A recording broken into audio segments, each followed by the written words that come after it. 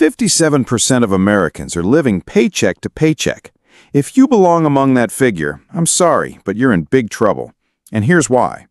You're not going to get the money to pay if your car breaks down tomorrow. You're not going to get the money to pay if you get sick and miss a week of work. And if your boss decides to cut staff and you become unemployed, you will soon find yourself either landing on a friend's couch, moving back home to rely on your mom, or sleeping on the sidewalk. All of those scenarios sound incredibly scary, but there's a solution that I'm going to show you in this video. It's called an emergency fund, and before getting to how it works, let me take you to a place where this fund made all the difference. Now, let's travel to Engine Town, where factories manufacture all kinds of engines, from cars to jets and even boats. This is where we meet Jeff and Murphy, who both work on car engine assembly lines. Both men enjoy their jobs and earn good compensation for their highly specialized skills. But one day, the unexpected happens. The factory owner announces a new robotic system that will automate their entire department within 30 days. Jeff and Murphy have to pack their stuff and leave. Jeff, in his late 20s, never prioritized saving.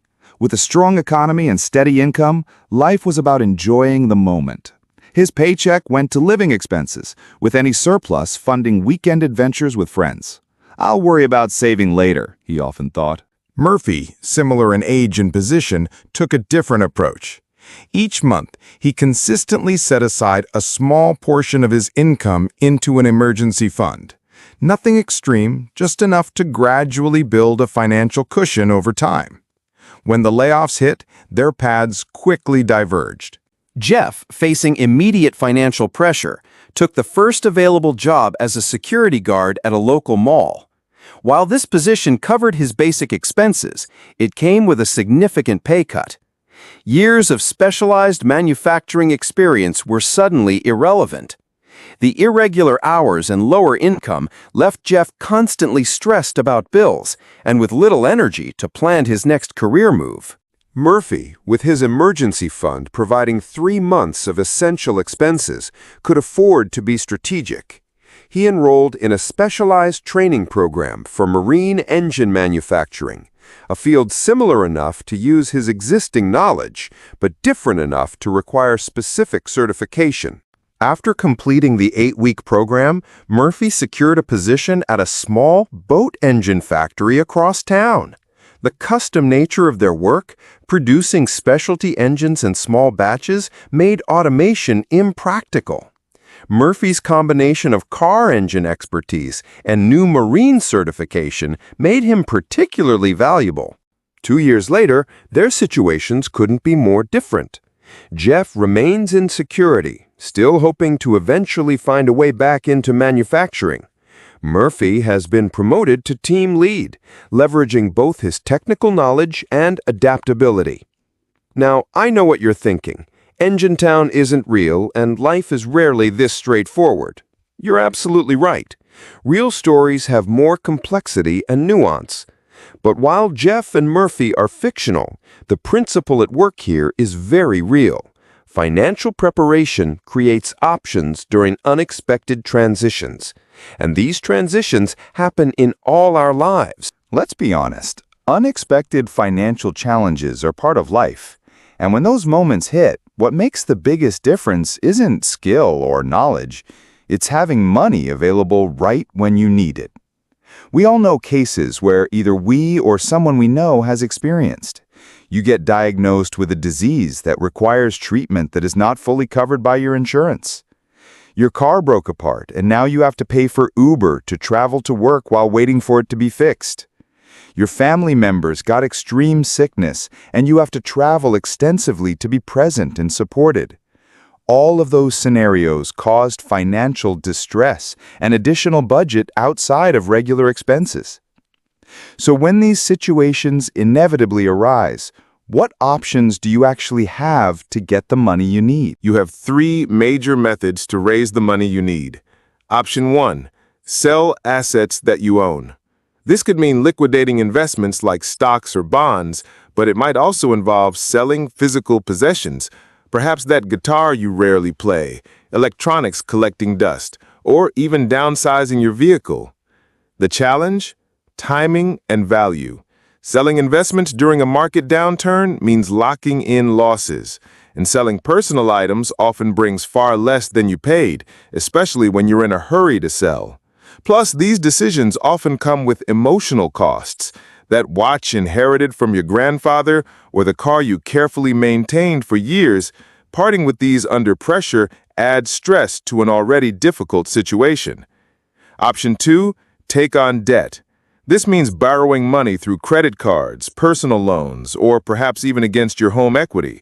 It's often the quickest way to access funds in an emergency. The problem is interest and terms. Credit cards might charge 18 to 25% interest, turning a $1,000 emergency into a much larger long-term expense. Personal loans offer better rates, but require approval, and borrowing against your home puts your shelter at risk if things go wrong. Perhaps most concerning is how debt transforms a temporary emergency into a long-term financial burden.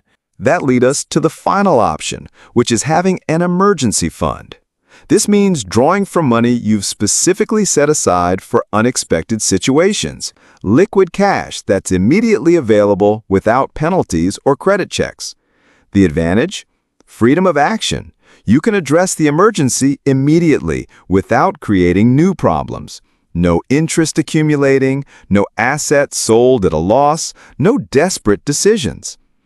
Yes, there is an opportunity cost. Money in a savings account isn't growing as quickly as it might in investments, but this isn't lost money, it's financial insurance. You're buying peace of mind and the ability to handle life's inevitable surprises on your own terms. When you have an emergency fund, you transform unexpected expenses from potential crises into mere inconvenience and maybe even opportunity. Let's get practical. How do you actually build this financial safety net? Step 1. Calculate your target amount.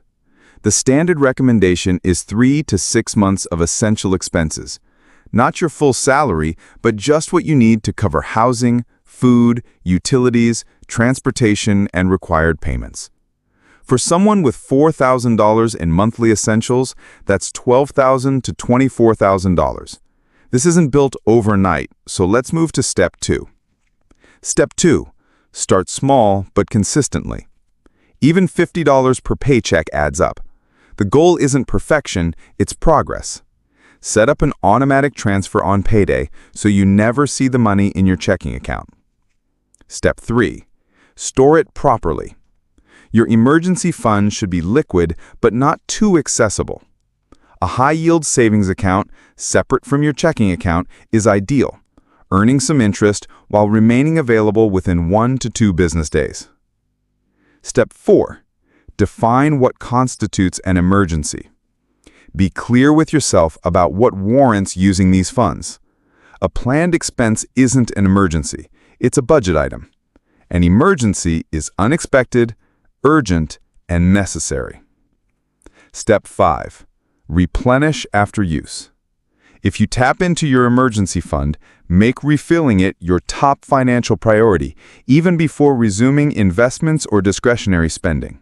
I won't pretend this is always easy. There's always something more exciting to do with your money than set it aside just in case. And yes, during strong market periods, keeping money in cash might feel like you're missing out. But remember this, the purpose of an emergency fund isn't to optimize returns, it's to prevent financial disasters. It's about sleeping well during uncertain times and maintaining control when life throws its inevitable curveballs. Take that first step. Set up that separate savings account. Make that initial deposit. Your future self will thank you. Thanks for watching. If this helped you understand why an emergency fund matters, please subscribe for more finance concepts made simple and share this with someone who could use this financial safety net. See you in the next video.